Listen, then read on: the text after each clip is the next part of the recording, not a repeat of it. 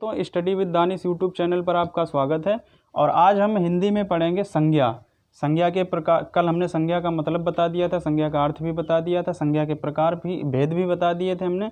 और आज हम पढ़ेंगे संज्ञा कहते किसको हैं, संज्ञा के भेद कौन कौन से हैं। तो संज्ञा के पहले भेद में हमने बताया था कि हेडिंग डाल लेना आप लोग, व्यक्तिवाचक संज्ञा। तो पहली हेडिंग डाल लीजिए आप, व्यक्तिवाचक संज्ञा। पहला है हमारा व्यक्तिवाचक संज्ञा। तो व्यक्तिवाचक संज्ञा में क्या होता है? व्यक्तिवाचक संज्ञा उसको कहते हैं किसी व्यक्ति, वस्तु अथवा स्थान को किसी विशेष नाम से जाना जाता है। यानी कि इसमें क्या है, व्यक्तिवाचक संज्ञा में किसी व्यक्ति, वस्तु,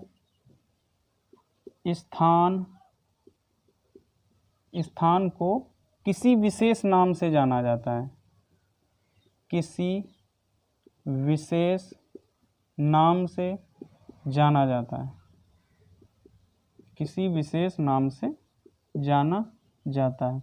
यानी कि व्यक्तिवाचक संज्ञा में क्या है, किसी व्यक्ति, वस्तु अथवा स्थान को किसी विशेष नाम से जाना जाता है और क्या होता है, और वही उसकी पहचान बन जाती है। तो उसे हम क्या कहते हैं, व्यक्तिवाचक संज्ञा। जैसे उदाहरण अगर हम ले लें व्यक्तिवाचक संज्ञा में, तो जैसे हम ले लें राम, सीता, प्रयागराज। तो ये हमारे क्या हो गए, ये व्यक्तिवाचक संज्ञा हो गई। ये इनका नाम है, राम किसी का नाम है, सीता किसी का नाम है, प्रयागराज किसी स्थान का नाम है, और इनकी पहचान जो होती है वो इन्हीं नामों से होती है। तो व्यक्तिवाचक संज्ञा में क्या होगा, किसी व्यक्ति, वस्तु अथवा स्थान को किसी विशेष नाम से जाना जाता है और वही उसकी क्या होती है, पहचान बन जाती है। तो हम उसको क्या कहते हैं, व्यक्तिवाचक संज्ञा। दूसरा था हमारा क्या, दूसरा हमने डलवाया था, कहा था हेडिंग जातिवाचक संज्ञा। जातिवाचक संज्ञा। तो जातिवाचक संज्ञा में क्या होता है, देखो जातिवाचक संज्ञा उसे कहते हैं कि ऐसे संज्ञा शब्द, क्या होता है, ऐसे संज्ञा शब्द जो पूरे वर्ग का बोध कराते हैं, जो पूरे वर्ग का बोध कराते हैं।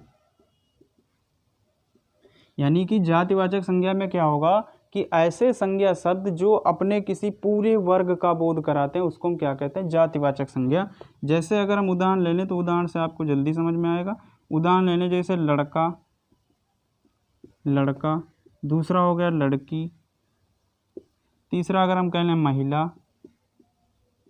तो देखो लड़का का मतलब है कोई एक विशेष लड़का नहीं, यानी कि जितने भी दुनिया में लड़के हैं सभी का ये यानी कि सभी लड़के आ गए इसमें। तो पूरे वर्ग को ये इंडिकेट कर रहा है, पूरे वर्ग को ये बता रहा है। लड़की कोई एक लड़की नहीं, दुनिया में, विश्व में जितनी भी लड़कियां हैं सबका ये बता रहे कि सारी लड़कियां, यानी कि पूरे वर्ग को इनका बता रहा है। महिला, महिला का मतलब कोई एक महिला या किसी विशेष नाम नहीं, ये महिला क्या बता रहे, दुनिया में जितनी भी महिलाएं हैं ये सबको बता रहे कि पूरा महिला वर्ग ही। तो उसको हम क्या कहेंगे, संज्ञा शब्द, ऐसे संज्ञा शब्द जो पूरे वर्ग का बोध कराते हैं उनको हम क्या कहते हैं, जातिवाचक संज्ञा।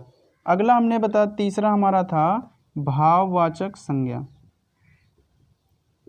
तीसरा था हमारा भाववाचक संज्ञा। ऐसे संज्ञा शब्द, इसमें में क्या होता है कि ऐसे संज्ञा शब्द जो किसी व्यक्ति, वस्तु अथवा स्थान के भाव, दशा अथवा अवस्था का बोध कराते हैं। यानी कि इसमें क्या होगा, ऐसे संज्ञा शब्द,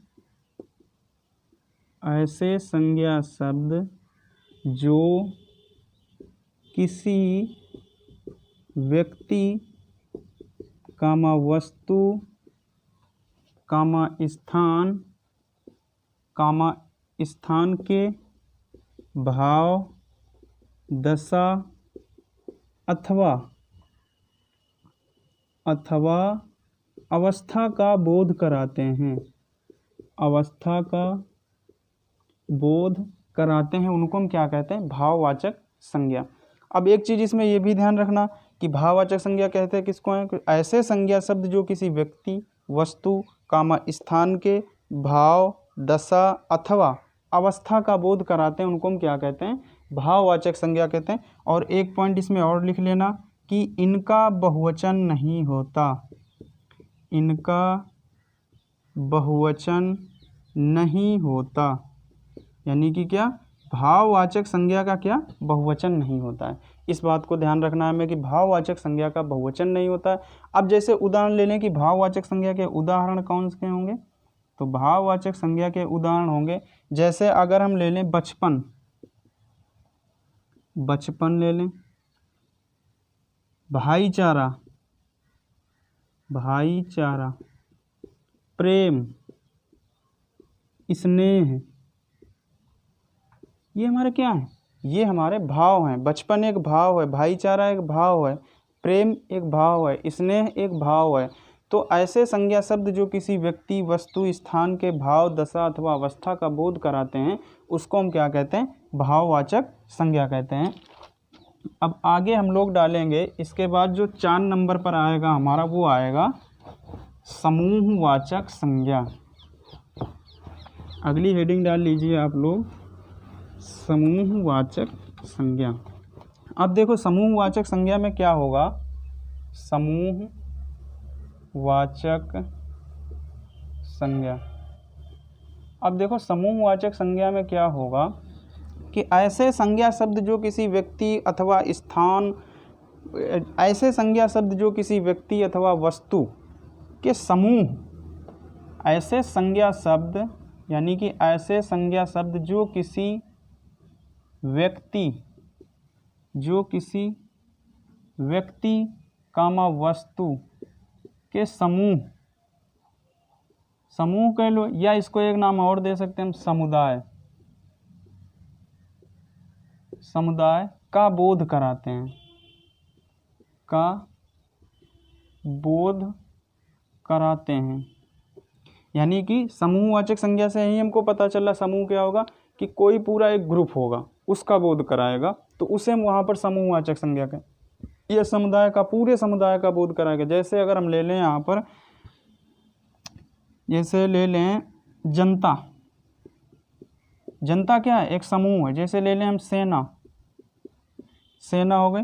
फिर एक ले लें जैसे हम बाजार, ये क्या है, ये किसी स्थान, समूह, समूह का बोध करा रहे हैं। जैसे हम ले लें कक्षा, अब कक्षा में कोई एक छात्र तो होगा नहीं, बाजार में कोई एक आदमी तो होगा नहीं, सेना में कोई एक तो सैनिक होगा नहीं, पूरी सेना का बोध करा रहा है। जनता, जनता का मतलब है कोई एक आदमी तो है नहीं, पूरी जनता। जैसे कहीं मीटिंग हो रही तो वहाँ पर क्या है कि बहुत जनता आई थी, तो उसका मतलब है यानी कि एक पूरा समूह, तो उसको क्या कहेंगे हम, समूहवाचक संज्ञा।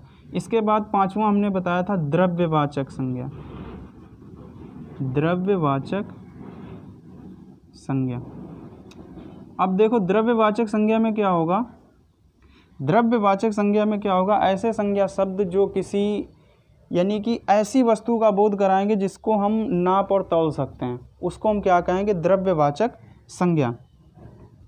यानी कि ऐसे संज्ञा शब्द जिससे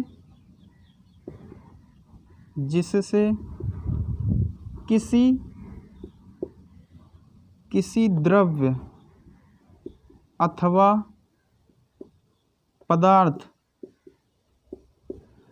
पदार्थ का बोध कराते हैं, का बोध कराते हैं, जिसका नाप तौल किया जा सकता है, जिसका नाप तौल किया जा सकता है, तो उसको हम क्या कहेंगे, द्रव्यवाचक संज्ञा। जैसे कोई पदार्थ ले लो, सोना, चांदी, लोहा, तो ये हो जाएंगे क्या हमारे, ये हमारे हो जाएंगे द्रव्यवाचक संज्ञा। जैसे पानी, ये भी तो एक द्रव्य ही है, पानी क्या है, द्रव है, तो ये हो जाएंगे हमारे द्रव्यवाचक संज्ञा। तो ये तो हो गए हमारे संज्ञा के भेद। संज्ञा के भेद हमने कितने बताए, 5 बताए थे। उत्पत्ति के आधार पर क्या बताया, उत्पत्ति के आधार पर संज्ञा के 3 भेद होते हैं, व्यक्तिवाचक संज्ञा, जातिवाचक संज्ञा, भाववाचक संज्ञा। व्यक्तिवाचक संज्ञा में हमने क्या बताया कि ये किसी व्यक्ति, वस्तु अथवा स्थान के एक विशेष नाम से जाने जाए। इनका एक विशेष नाम होता है जिससे उनकी पहचान बन जाती, तो उसे हम व्यक्तिवाचक संज्ञा कहते हैं। जातिवाचक संज्ञा में क्या हमने बताया कि ऐसे शब्द जो अपने पूरे वर्ग का बोध कराते हैं उनको हम क्या कहेंगे, जातिवाचक संज्ञा कहेंगे। फिर हमने भाववाचक संज्ञा क्या बताया कि ऐसे संज्ञा शब्द जिनसे किसी व्यक्ति अथवा वस्तु के भाव, दशा और अवस्था का बोध कराते हैं उनको हम भाववाचक संज्ञा कहेंगे। समूहवाचक संज्ञा में क्या होगा कि ये व्यक्ति अथवा वस्तु के समूह या समुदाय का बोध कराएंगे। द्रव्यवाचक ऐसे किसी द्रव्य अथवा पदार्थ का बोध कराएंगे जिसको हम नाप और तौल सकते हैं। तो ये तो हो गए हमारे संज्ञा के भेद। अब जो इसमें आता है कुछ अलग से आते हैं जो बहुत इम्पोर्टेंट होते हैं, तो इसमें आप लोग डाल लीजिए, आगे संज्ञा में ही चलेगा हमारा, नोट करके डाल लीजिए। नोट जैसे यहाँ पर हम डाल देते हैं नोट, इसको ज़्यादा ध्यान रखना है हमें। नोट पहला डाल लीजिए, व्यक्तिवाचक संज्ञा का प्रयोग, व्यक्तिवाचक संज्ञा का प्रयोग, व्यक्तिवाचक संज्ञा का प्रयोग जातिवाचक संज्ञा के रूप में, जातिवाचक संज्ञा के रूप में, व्यक्तिवाचक संज्ञा का प्रयोग जातिवाचक संज्ञा के रूप में। अब देखो इसमें क्या होगा कि वो होगा तो व्यक्तिवाचक संज्ञा, लेकिन जब उसके हम प्रयोग पर देखेंगे तो वो किस में चला जाएगा, जातिवाचक संज्ञा में। इसमें हमें ज़्यादा सावधानी बरतने की ज़रूरत है, क्योंकि लगेगा तो ये हमको व्यक्तिवाचक संज्ञा, लेकिन असल में उसका आंसर क्या जाएगा, जातिवाचक संज्ञा। इसमें क्या होता है, जब किसी व्यक्ति को यानी कि जब किसी व्यक्तिवाचक संज्ञा का प्रयोग एक किस स्तर पर किया जाएगा, व्यापक स्तर पर। यानी कि इसमें हम ऐसे समझेंगे कि जब किसी व्यक्तिवाचक संज्ञा का प्रयोग व्यापक स्तर पर किया जाता है तो उसको हम जातिवाचक संज्ञा के रूप में लेते हैं। जैसे अगर हम यहाँ पर उदाहरण दे दें, उदाहरण से ज़्यादा क्लियर होगा। जैसे उदाहरण हम दे दें, व्यक्तिवाचक यानी कि हर घर में एक विभीषण होता है। हर घर में एक विभीषण होता है।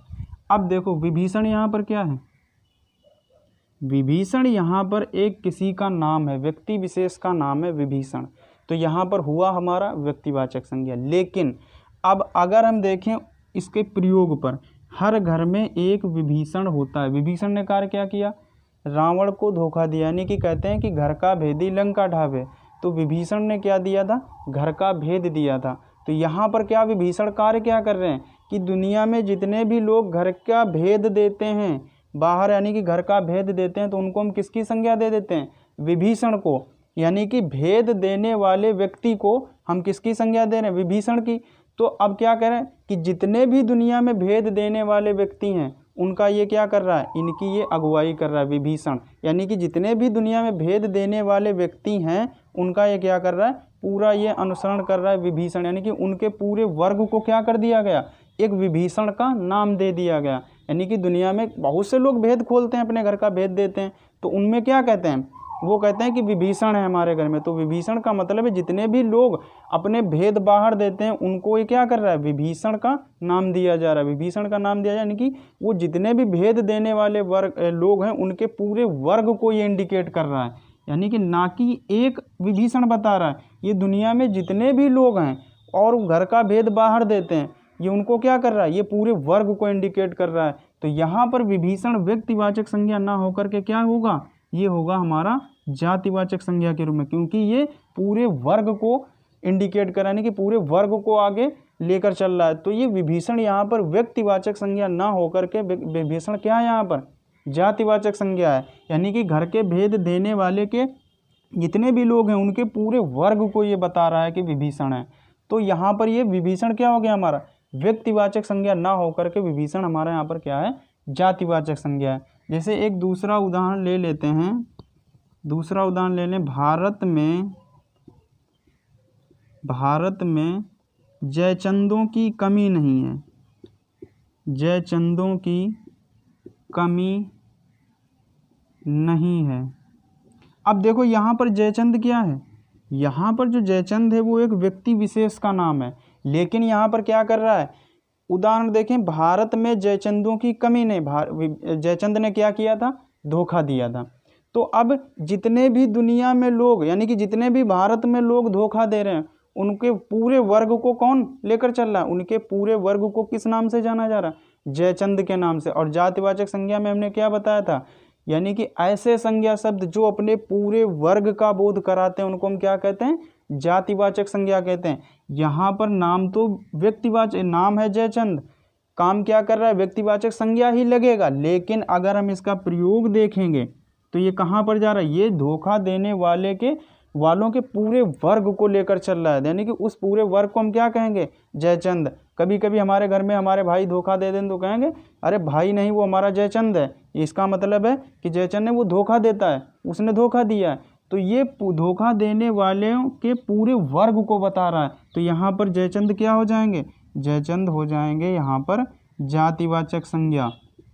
तो ये इस बात का हमें ध्यान रखना है कि ऐसे नहीं नाम आ गया तुरंत हमने लगा दिया कि ये व्यक्तिवाचक संज्ञा है, प्रश्न घुमाकर भी आ सकता है। तो ध्यान रखना है कि व्यक्तिवाचक संज्ञा का प्रयोग हम जातिवाचक संज्ञा में भी कर देते हैं। तो यहाँ पर हमें सावधानी रखने की ज़रूरत है कि नाम तो दिया है, हम जैसे पेपर में आ गया कि घर घर में एक विभीषण है, अब पूछ दिया कि विभीषण में कौन सी संज्ञा है, तो देखा नाम विभीषण लगा दिया, तुरंत हमने व्यक्तिवाचक संज्ञा, लेकिन असल में उत्तर हमारा क्या है यहाँ पर, जातिवाचक संज्ञा। क्योंकि व्यक्तिवाचक संज्ञा का एक व्यापक स्तर पर प्रयोग हो रहा है और विभीषण क्या कर रहे हैं, हर घर के, यानी कि जो भी जितने लोग भेद देते हैं उनके पूरे वर्ग को लेकर, जब उन्हें पूरे वर्ग को नाम क्या दिया गया, विभीषण दिया। और जातिवाचक संज्ञा की परिभाषा क्या थी कि ऐसे संज्ञा शब्द जो अपने पूरे वर्ग को बताते हैं, पूरे वर्ग का बोध कराते हैं, उनको हम क्या कहते हैं, जातिवाचक संज्ञा। तो यहाँ पर व्यक्तिवाचक संज्ञा और क्या हो गया, ये विभीषण और जयचंद क्या हो गए, हमारे जातिवाचक संज्ञा हो गए। तो इस बात को हमें ध्यान रखना है कि कभी कभी क्या होगा, व्यक्तिवाचक संज्ञा का प्रयोग जातिवाचक संज्ञा के रूप में किया जाएगा।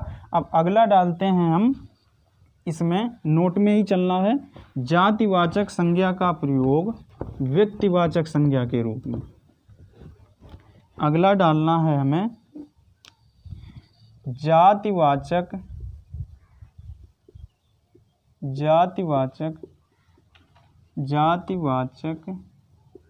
संज्ञा का प्रयोग व्यक्तिवाचक संज्ञा के रूप में, व्यक्तिवाचक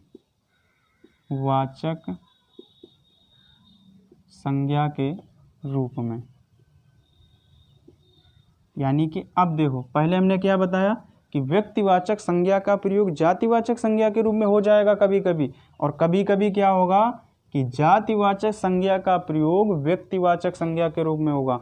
इसमें क्या होगा, कभी कभी यानी कि किसी व्यक्ति विशेष को, यानी कि जातिवाचक संज्ञा का प्रयोग हम किस रूप में कर देते हैं, व्यक्तिवाचक संज्ञा के रूप में कर देते हैं। अब देखो इसमें उदाहरण से हमारे समझ में आएगा। जैसे पहला उदाहरण हम दे दें, नेताजी ने आज़ाद हिंद फौज का गठन किया। अब देखो नेता यहाँ पर क्या है, नेता यहाँ पर जातिवाचक संज्ञा, यानी कि अगर हम कहते हैं कि नेता क्या है, तो नेता दुनिया में जितने भी नेता हैं उनके पूरे वर्ग को ये बताएगा नेता। कोई बराक ओबामा नहीं या नरेंद्र मोदी नहीं, हमने किसी का नाम नहीं लिया कि व्यक्तिवाचक संज्ञा है। नेता हमने पूरी उनकी जितने भी नेता हैं दुनिया में उनके पूरे वर्ग को बता दिया, तो नेता क्या है यहाँ पर, जातिवाचक संज्ञा। लेकिन अब अगर हम अपने वाक्य पर देखें, यहाँ पर क्या है, नेताजी ने आज़ाद हिंद फौज का गठन किया। नेताजी ने आज़ाद हिंद फौज का गठन किसने किया, सिर्फ एक ही नेताजी हैं, कौन है, वो हैं सुभाष चंद्र बोस, वो हैं सुभाष चंद्र बोस। अब देखो हम दुनिया में किसी और को नेताजी नहीं कहते और कोई और किसी ने आज़ाद हिंद फौज का गठन नहीं किया, लेकिन यहाँ पर क्या, नेताजी का प्रयोग एक विशेष व्यक्ति के रूप में किया गया। किसके रूप में, सुभाष चंद्र बोस के रूप में। ऐसे समझें, यहाँ पर नेताजी ना होकर के अगर हम रख दें सुभाष चंद्र बोस तो भी बात एक ही है। यानी कि नेताजी का प्रयोग हमने विशेष व्यक्ति के रूप में किया। नेताजी हम किसको कहते हैं? सुभाष चंद्र बोस को कहते हैं। और सुभाष चंद्र बोस क्या है? एक किसी व्यक्ति का नाम है। तो अब जब नाम है तो यहाँ पर हम क्या हो जाएगा? व्यक्तिवाचक संज्ञा हो जाएगा। तो यहाँ पर जो नेताजी हैं ये कौन है? ये हमारे व्यक्तिवाचक संज्ञा है, ना कि जातिवाचक संज्ञा है। ऐसा लग रहा है नेताजी ने आज़ाद हिंद फौज का गठन किया, यानी कि नेता पूरे वर्ग को बता रहा है, लेकिन वर्ग को नहीं, ये एक व्यक्ति विशेष को बता रहा है कि यहाँ पर कौन है? नेताजी की जगह पर कौन आएगा? सुभाष चंद्र बोस आएंगे। तो अब जैसे हम दूसरा उदाहरण देख लें, राष्ट्रपिता ने देश को आज़ाद कराया। अब यहाँ पर हम देखें, राष्ट्रपिता ने देश को आज़ाद कराया। अब राष्ट्रपिता यहाँ पर क्या है? या यहाँ पर हम यहाँ पर राष्ट्रपिता ना लिख करके क्या कर लें? बापू ने देश को आज़ाद कराया। अब यहाँ पर बापू क्या है? हमारा जातिवाचक संज्ञा। जितने भी दुनिया में बापू हैं, जितने भी भारत में बापू, उनका क्या कर रहा है? पूरे वर्ग को बता रहा है। लेकिन अगर हम उदाहरण देखें तो ये एक व्यक्ति विशेष को बता रहा है। व्यक्ति विशेष कौन? बापू ने देश को आज़ाद कराया। इसका मतलब हम बापू की जगह पर यहाँ पर किसको हम कह रहे हैं? यहाँ पर हम कह रहे हैं महात्मा गांधी को। यानी कि अब ये बापू हमने किसके लिए प्रयोग किया? एक व्यक्ति विशेष के लिए प्रयोग किया है। अब जब हम बापू का प्रयोग एक व्यक्ति विशेष के रूप में करेंगे, और जब व्यक्ति विशेष के रूप में करेंगे तो किस में चला जाएगा? व्यक्तिवाचक संज्ञा में चला जाएगा। बापू तो यहाँ पर जातिवाचक संज्ञा है, लेकिन वाक्य के अनुसार यहाँ पर क्या है? हमारा व्यक्तिवाचक संज्ञा के रूप में जाएगा। तो इसीलिए यहाँ पर क्या किया गया? जातिवाचक संज्ञा का प्रयोग व्यक्तिवाचक संज्ञा के रूप में। तो यहाँ पर नेताजी ने आज़ाद हिंद फौज का गठन किया, तो यहाँ पर नेता क्या है? नेताजी यहाँ पर व्यक्तिवाचक संज्ञा है। बापू ने देश को आज़ाद कराया, तो यहाँ पर बापू क्या है? व्यक्तिवाचक संज्ञा, क्योंकि नेताजी का प्रयोग किस रूप में किया गया? सुभाष चंद्र बोस। बापू हम किसको कहते हैं? महात्मा गांधी को कहते हैं। तो ये हो गया हमारा एक व्यक्ति विशेष को हम जब, यानी कि किसी व्यक्ति विशेष का एक नाम होता है और वही उसकी पहचान होती है, तो व्यक्तिवाचक संज्ञा होता है। तो यहाँ पर हम नेताजी का मतलब पूरे वर्ग को लेकर ये नहीं चल रहे, बल्कि ये किसको लेकर चल रहे? सुभाष चंद्र बोस को लेकर चल रहे। बापू यहाँ पर पूरे वर्ग को लेकर नहीं चल रहे, बल्कि बापू यहाँ पर महात्मा गांधी को लेकर चल रहे। अब अगला डालते हैं हम, भाववाचक संज्ञा का प्रयोग जातिवाचक संज्ञा के रूप में। अगला हेडिंग होगा हमारा भाववाचक संज्ञा का प्रयोग जातिवाचक संज्ञा के रूप में। अगला होगा हमारा भाववाचक संज्ञा का प्रयोग, भाववाचक संज्ञा का प्रयोग जातिवाचक संज्ञा के रूप में। जातिवाचक संज्ञा के रूप में, यानी कि अगला हमने क्या डाला? तीसरा पॉइंट। पहला हमने क्या डाला? व्यक्तिवाचक संज्ञा का प्रयोग जातिवाचक संज्ञा के रूप में। दूसरा हमने क्या डाला? जातिवाचक संज्ञा का प्रयोग व्यक्तिवाचक संज्ञा के रूप में। अब तीसरा हमने डाला है कि भाववाचक संज्ञा का प्रयोग जातिवाचक संज्ञा के रूप में। अब देखो, कभी कभी क्या होगा, भाववाचक संज्ञा का प्रयोग हम व्यापक स्तर पर करेंगे। जब व्यापक स्तर पर करेंगे तो वो किस रूप में जाएगा? भाववाचक संज्ञा का रूप में, जातिवाचक संज्ञा के रूप। अब देखो यहाँ पर हम उदाहरण से समझते हैं। जैसे उदाहरण हम ले लें, यहाँ पर उदाहरण ले लें हम यहाँ पर, हमें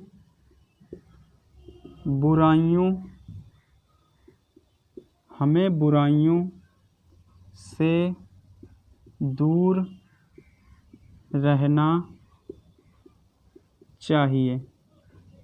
अब देखो यहाँ पर बुराई क्या है? बुराई एक क्या है? भाववाचक संज्ञा है। लेकिन यहाँ पर हमने क्या बताया था कि भाववाचक संज्ञा का कभी बहुवचन नहीं होता।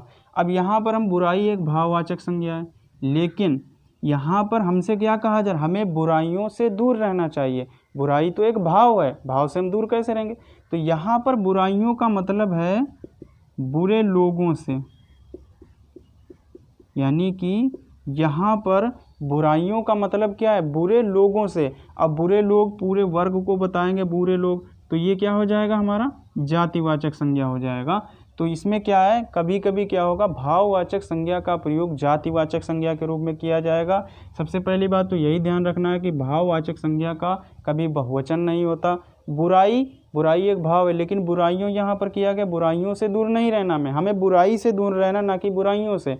और बुराइयों का यहाँ पर जो अर्थ निकल रहा है वो क्या निकल रहा है, बल्कि बुराइयों की अर्थ जो निकल रहा है वो बुरे लोगों से निकल रहा है। और बुरे लोग क्या है, एक पूरे वर्ग को बता रहे हैं, जितने भी दुनिया में बुरे लोग हैं वो सब इसमें आ जाएंगे, बुरे लोग।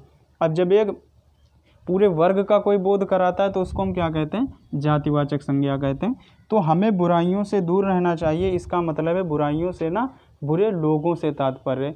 तो ये हमारे संज्ञा के 3 जो नोट, यानी कि मोस्ट इम्पॉर्टेंट हैं, कभी कभी ये पूछे जाएंगे तुमसे पेपर में, कभी भी आ सकते हैं। तो हमें उत्तर बहुत ही संभल कर देना है, क्योंकि व्यक्तिवाचक संज्ञा का जातिवाचक संज्ञा के रूप में प्रयोग हो सकता है, जातिवाचक संज्ञा का व्यक्तिवाचक संज्ञा के रूप में भी हो सकता है, और भाववाचक संज्ञा का जातिवाचक संज्ञा के रूप में भी प्रयोग हो सकता है। तो इसको हम ही बहुत ही सावधानी से हमें उत्तर देना है। अब हमारी संज्ञा पूरी तरीके से समाप्त हो गई है। संज्ञा का कोई भी अगर प्रश्न आता है तो आप लोगों का एक भी क्वेश्चन गलत नहीं होगा, बस थोड़ी आप सावधानी बरतिएगा। अगली हेडिंग डाल लीजिए हमारी लिंग। अगली हेडिंग है हमारी लिंग। लिंग कैसा शब्द है, लिंग एक संस्कृत शब्द है जिसका मतलब क्या होता है, लिंग का मतलब होता है पहचान। अब लिंग हम हिंदी में पढ़ेंगे, इसका क्या मतलब है, संज्ञा के जिस रूप से, यानी कि संज्ञा के जिस रूप से किसी पुरुष या स्त्री होने का बोध होता है, यानी कि लिंग हम किसको कहेंगे, कि संज्ञा के जिस शब्द से, जिन शब्दों से पुरुष या स्त्री होने का बोध होता है, पुरुष या स्त्री होने का बोध होता है, उसे हम क्या कहते हैं, लिंग कहते हैं। लिंग का मतलब होता है पहचान। लिंग कैसा शब्द है, संस्कृत शब्द है, यानी कि संज्ञा के ऐसे शब्द जिनसे हमें पुरुष या स्त्री होने का बोध होता है उनको हम क्या कहते हैं, लिंग कहते हैं। एक चीज़ ध्यान रखना, हिंदी में लिंग होते कितने हैं, तो हिंदी में जो लिंग होते हैं हमारे वो 2 होते हैं। नंबर 1 पुल्लिंग और नंबर 2 स्त्रीलिंग। संस्कृत में हमारे लिंग 3 हो जाते हैं, वो एक नपुंसक लिंग में आ जाता है। तो हम हिंदी पढ़ रहे हैं तो हिंदी में हमारे लिंग कितने हैं, 2, पुल्लिंग और स्त्रीलिंग।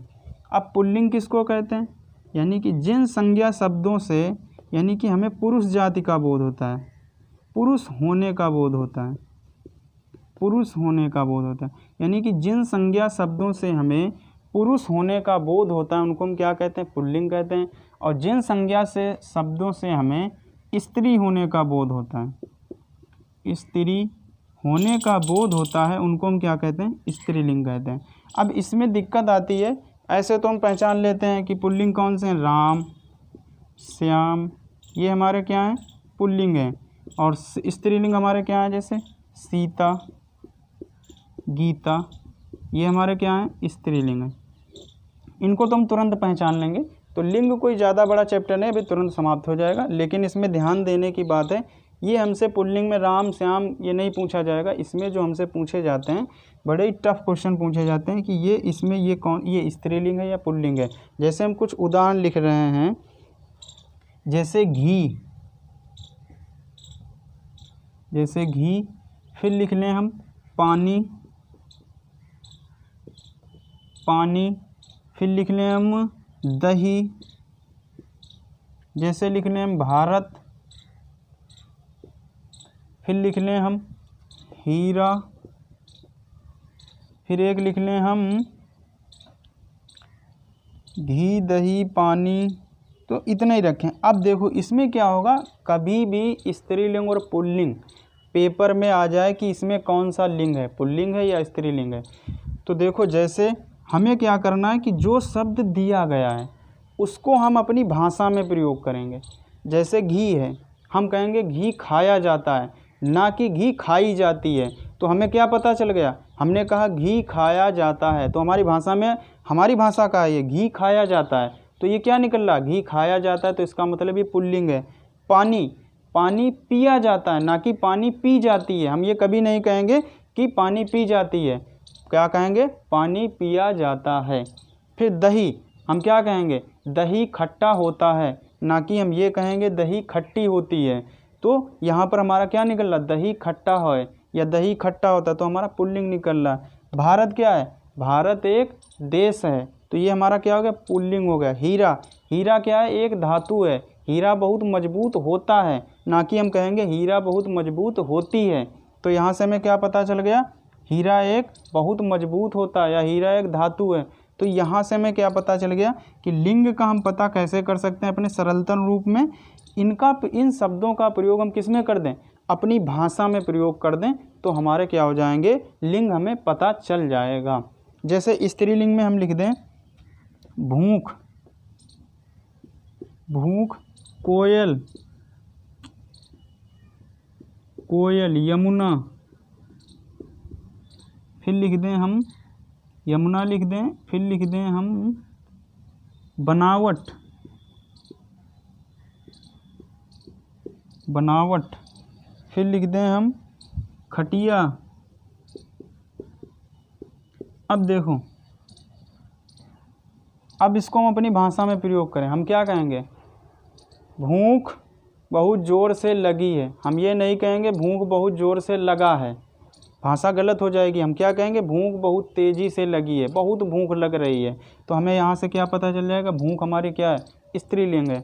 कोयल, हम कभी भी ये नहीं कहेंगे कोयल गाता है, हम यही कहेंगे कोयल मीठा गीत गाती है।